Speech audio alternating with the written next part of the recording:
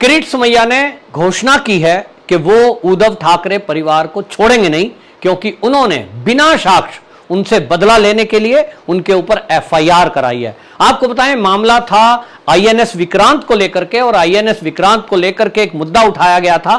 किन्हीं लोगों के द्वारा एक एफआईआर कराई गई जिसमें कहा गया कि कुछ साल पहले जब आईएनएस विक्रांत, जो कि हमारे देश का शिप था, वो जब रिटायर हुआ तो उसको कबाड़ ना बनने देने के लिए एक अभियान चलाया गया था, सेव विक्रांत। और इसमें सेव विक्रांत के नाम से कुछ पैसे इकट्ठे किए गए, जिनको बताया जा रहा है कि वो लगभग 57 करोड़ रुपए थे, जिनको राज्यपाल के पास जमा कराया जाना था, लेकिन राज्यपाल के पास जमा ना कराकर लोगों ने उस पैसे को हड़प लिया। यह आरोप लगाया गया किरीट सोमैया और उनके बेटे पर, और इसको लेकर जो एफआईआर कराई गई थी उसमें बॉम्बे हाई कोर्ट ने बाकायदा उनको एंटीसिपेटरी बेल दी और फिर 50,000 के निजी मुचलके पर उनको जमानत दे दी। और वो जो जमानत मिली उसके बाद किरीट सोमैया ने एकदम, एक आपको बता दूं, आक्रोशित भाषा में, सीधा ये कहूं तो उद्धव ठाकरे जी को चैलेंज कर दिया। और उन्होंने कहा कि जिस तरह से मुझे परेशान करने के लिए ये पहली बार है कि बिना साक्ष्य के कोई एफआईआर कराई गई है। मेरे बारे में कोई भी ऐसे साक्ष्य नहीं है कि मैंने कोई भी एक पैसे का घपला घोटाला किया। हां, उस अभियान से जरूर जुड़ा था, अभियान से बहुत लोग जुड़े थे, किसी ने पैसे खाए होंगे, मैं इस बारे में कुछ नहीं बोल रहा हूं।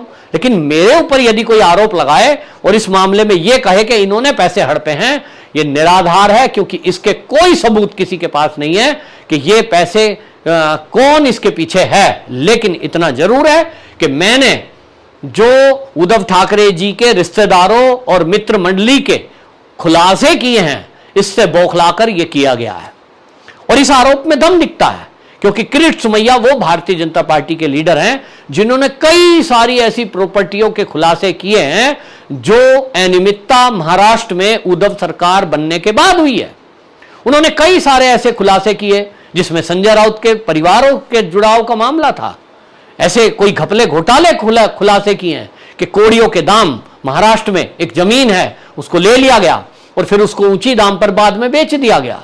कमीशन के तौर पर कुछ पैसे संजय राउत के परिवार में आए और उसको लेकर के जब उन्होंने ये प्रमाण समेत मीडिया में रखा, उसकी शिकायत की, और इसी को आधार बनाकर जब ईडी कार्रवाई करती है, जांच करती है, तो कई नेता जेल के अंदर बंद हैं। तो किरीट सोमैया कहते हैं कि ये जो जेल के अंदर बंद हैं या ईडी उन पर कार्रवाई कर रही है, वो साक्ष्य देखने के बाद कर रही है। साक्ष्यों के आधार पर न्यायपालिका तय करती है कि उनको जमानत देनी है कि नहीं देनी है। और इसीलिए हम देखेंगे कि महाराष्ट्र की राजनीति में आप देखिए, अनिल देशमुख जो कि गृह मंत्री थे, जेल के अंदर बंद हैं। नवाब मलिक जो कि वहां अल्पसंख्यक कल्याण मंत्री थे, जेल के अंदर बंद है। इसी के अजीत पवार उप मुख्यमंत्री हैं, उनकी संपत्ति कम से कम 1500 करोड़ की संपत्ति तो सीज की जा चुकी है। और अभी हाल ही में नवाब मलिक की सारी संपत्ति सीज हुई है, जिसमें उनके मकान भी हैं। तो ये कार्रवाई कौन कर रहा है? ये क्या किसी किरीट सोमैया के कहने से हो सकता है? निश्चित रूप से नहीं। किरीट सोमैया एक केवल नेता है, वो न्यायपालिका नहीं है, वो ईडी के हेड नहीं है। वो केवल उन्होंने कुछ जानकारियां जुटाई, जो एक विपक्ष का काम है। जहां देश में भारतीय जनता पार्टी की सरकार है, वहां जो विपक्ष है, कोई भी पार्टी सही, उसका काम है कि वो कमियां गिनाए, वो कमी खोजे और कमियों को उजागर करे। तो ये जो महाराष्ट्र है, महाराष्ट्र में जब 3 दलों की सरकार चल रही है, उस 3 दलों की सरकार में जो विपक्ष है वो भारतीय जनता पार्टी है। अब भारतीय जनता पार्टी के जो नेता हैं, चाहे वो मोहित कांबोज हो, फिर चाहे जो देवेंद्र फडणवीस हो, फिर चाहे वो जो है किरीट सोमैया हो, इनका काम है भाई कि ये आप पर निगरानी रखेंगे और जो इनके संज्ञान में आएगा फिर उसको दुनिया के संज्ञान में लाएंगे। यही राजनीति है भाई। अब इलेक्शन आ रहा है, बीएमसी का चुनाव है। अगर इस तरह की कमियां उजागर नहीं होंगी, जनता को पता नहीं चलेगा कि उनके हित में कौन है, तो फिर इस वोटों की परीक्षा में जब आदमी उतरता है राजनीतिक दल वाला, तो क्या आधार रहेगा? लेकिन इससे यह मतलब नहीं है कि कोई आपकी कमी बता रहा है तो उसके खिलाफ एफआईआर करें, उसको डराएं, उसको धमकाएं, उसके ऊपर हमला करें। किरीट सोमैया के ऊपर तो हमला भी हुआ है, शिव सैनिकों ने उनकी जबान बंद करने की कोशिश की। इसी तरह से नारायण राणे जब वो कुछ बोलते हैं तो उनके खिलाफ एफआईआर होती है कि साहब उनका बेटा और उनके खिलाफ कोई केस निकल के आया है। देवेंद्र फडणवीस जो कि पूर्व मुख्यमंत्री रहे हैं, उन्होंने जो खुलासे किए उसमें एक बड़ा खुलासा यह था कि नवाब मलिक जो मंत्री है उद्धव सरकार में, उन्होंने बम ब्लास्ट के दोषी से जमीन खरीदी। अब आप सोचिए कि एक विपक्ष के नेता ने यह खुलासा किया है और इसके बावजूद नवाब मलिक आज तक मंत्री बने हुए हैं। इस्तीफा क्यों नहीं लिया गया? क्या कारण है? क्या दबाव है? जनता तो पूछेगी, बीजेपी के लीडर तो बिल्कुल पूछेंगे। और किरीट सोमैया हो या देवेंद्र फडणवीस, उनका हक है, वो सवाल करेंगे कि भाई आप क्या कारण है कि अनिल देशमुख से इस्तीफा लेते हो लेकिन नवाब मलिक से नहीं लेते हो। यह चल रहा है, यह शिवसेना सरकार में चल रहा है, जहां यह बात की जाती थी कि यह हिंदू वाली पार्टी है, यह हिंदू विचारधारा की पार्टी है, वहां ऐसा तुष्टीकरण तो कांग्रेस में भी नहीं है भाई। लेकिन आज कांग्रेस की विचारधारा को भी धता बताते हुए ऐसे लोगों को सत्ता में रखा हुआ है। हालांकि मैं यहां साथ के साथ बता दूं कि अभी आरोप सिद्ध नहीं हुए हैं, यह बात ठीक है। आप कहते हो जी आरोप सिद्ध नहीं है, अभी तो केस चल रहा है, ठीक है, आरोप सिद्ध नहीं है, लेकिन अनिल देशमुख जी के भी तो आरोप सिद्ध नहीं है। वहां उनसे इस्तीफा क्यों लिया? उनको भी वापस मंत्री बनाए रखते भाई, केस चलता, दब दुनिया हल्ला करती, करने दे दिए। लेकिन आपने ये दोगली नीति करी है और ये दिखाई दे रही है। महाराष्ट्र की जनता इसीलिए सवाल पूछ रही है कि आखिरकार उद्धव ठाकरे जी की सरकार में ये चल क्या रहा है। और इसीलिए आपको बता दूं, किरीट सोमैया ने कहा है कि आप डराइए, आप धमकाइए, आप एफआईआर करिए, न्यायपालिका है ना, वो फैसला करेगी। तो न्यायपालिका ने फैसला करा, समझते हैं सब लोग। कोर्ट में गए और कोर्ट ने देखा कि मामला, जो कुछ तो देखा होगा ना जज साहब ने, और इसीलिए जमानत दे दी। मात्र 50,000 नीचे मुचल के पे जमानत दे दी गई। क्यों दी गई? क्योंकि कोर्ट ने माना होगा कि वाकई में इस केस में प्रथम दृष्टया ऐसा देखा जा रहा है कि अभी कोई साक्ष्य उस तरह के नहीं है। यदि कोई साक्ष्य होते तो न्यायपालिका निश्चित रूप से एफआईआर का आदेश किरीट सोमैया के विरुद्ध भी देती। और इसमें एफआईआर हुई है, जांच होगी। अगर दोषी होंगे, मैं नहीं कह रहा हूं कि वो निर्दोष हैं, ये काम न्यायपालिका का है।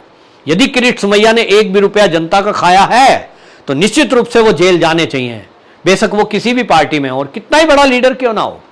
कोई मोदी जी हो या अमित शाह हो, ऐसा थोड़े ही करके उनको छोड़ देंगे कि भाई ये हमारे बीजेपी के लीडर हैं तो इनके खिलाफ कोई कार्रवाई ना हो। मैं तो उदाहरण देता हूं कि मोदी जी की कैबिनेट में गृह राज्य मंत्री अजय मिश्र टेनी, ये गृह राज्य मंत्री बहुत बड़ा पद होता है साहब। किरीट सोमैया तो खाली एक नेता है। अब आप समझिए कि जब गृह राज्य मंत्री अजय मिश्र टेनी की बात आई तो उनके बेटे को जेल में जाने से किसी ने नहीं बचाया। केंद्र में सरकार है, राज्य में सरकार है, चाहते तो रोक लेते। योगी जी अपनी पुलिस को कहते भाई केस रफा दफा करो, हो नहीं जाता। अब की सरकारों में, पहले की सरकारों में हमने देखा है पहले की सरकार में किस तरह से होता था। लेकिन भारतीय जनता पार्टी की सरकार है, जहां योगी जी की सरकार है, जहां मोदी जी की सरकार है, वहां किसी के साथ अन्याय नहीं होता और न पक्षपात होता है, ना वहां बदले की भावना से कार्रवाई होती है। अगर योगी सरकार में कहीं कार्रवाई की जा रही है, अगर बुलडोजर चल रहा है, तो उसके पीछे आधार है कि उन्होंने कहीं संपत्तियां लोगों से छीनी होगी, बदमाशी से, डरा धमकाकर, अपराध से अर्जित की होगी, और उन कारणों के कारण वो बुलडोजर चलता है। और इसीलिए न्यायपालिका उस बुलडोजर को रोक नहीं पा रही है। नहीं तो अभी तक तो कब का वो वापस उल्टे पैसे देने पड़ते जिनके मकान तोड़े हैं भाई, क्योंकि न्यायपालिका से ऊपर इस देश में कोई भी नहीं है, मोदी जी भी नहीं। लेकिन जिस तरह से महाराष्ट्र की राजनीति में हो रहा है, यह अनोखी बात है कि जो उनके खिलाफ बोलेगा, जो उनकी बात को उजागर करेगा, जो उनकी कमियों को बताएगा, उसके खिलाफ एफआईआर करेंगे। होना तो यह चाहिए कि उद्धव ठाकरे जी अगर उनकी कोई कमी बता रहा है तो भाई आपके साथ ही रहे, 15 साल आपके साथ दोस्ती रही और आप ही की पार्टी में थे, बुलाते, बिठाते, बात करते, भाई किरीट जी आपके पास यदि कोई जानकारी आई है जरा हमें दो, हम सुधारते हैं। कौन है ऐसा जो मेरी सरकार में रहते हुए भ्रष्टाचार कर रहा है? कितना अच्छा उदाहरण प्रस्तुत होता यदि उद्धव ठाकरे जी अपनी ही पार्टी के या अपनी सरकार में शामिल लोगों के खिलाफ खुद से कार्रवाई करते। कम से कम वो जो विपक्षी दल सवाल उठा रहे हैं, भारतीय जनता पार्टी के लीडर, उनको परेशान तो ना करते, उनकी बात को तवज्जो देते हैं। लेकिन उन्होंने ऐसा नहीं किया, क्योंकि ऐसा तो कोई कुशल राजनीतिक ही कर सकता है। और अगर उनको यह समझ आती कि हमें लंबे टाइम तक महाराष्ट्र में राजनीति करनी है, जनता ने मौका तो दोनों दलों को दिया था, भाजपा और शिवसेना को, लेकिन आपने एक तरफा अगर निर्णय लेकर के दो दलों से ऐसों से दोस्ती की जिनसे आपकी विचारधारा कभी नहीं मिलती थी, और अपने सालों पुराने मित्र को आपने छोड़ दिया, तो यह आपका फैसला था, जनता का फैसला नहीं है। जनता तो शिवसेना को इसलिए पसंद करती है क्योंकि शिवसेना मानी जाती है राष्ट्रवादी हिंदूवादी पार्टी, और इसलिए अब जो सरकार चल रही है, इसके इस चलने में लोग देख रहे हैं कि भाई मुख्य विचारधारा से शिवसेना हट गई है। तो शिवसेना को विचार करना चाहिए और यह बात समझना चाहिए कि सत्ता तो आती और जाती है। आज आप हैं, कल को कोई दूसरा होगा, बीजेपी होगी, कौन होगा यह समय बताएगा। लेकिन इसमें मतलब यह नहीं है कि आप कमियों को छुपाएं। आप शिवसेना को आज ये सत्ता मिली है, चाहे किसी भी कारण से मिली है, तो उद्धव ठाकरे जी अपनी छवि को अच्छा बना सकते हैं। उसके लिए उनको खुद से बोल्ड डिसीजन लेने होंगे। सत्ता जाए तो जाए, कार्रवाई करें। अगर उन्होंने ऐसा किया तो निश्चित रूप से आपको बता रहा हूं कि हो सकता है इसी में जनता उनको पसंद करे और अगली बार पूर्ण बहुमत में शिवसेना अपनी सरकार बना ले। लेकिन उसके लिए त्याग करना पड़ता है, उसके लिए तपस्या करनी पड़ती है, उसके लिए एक आइडियोलॉजी पर चलना पड़ता है, उसके लिए तुष्टीकरण नहीं करना होता।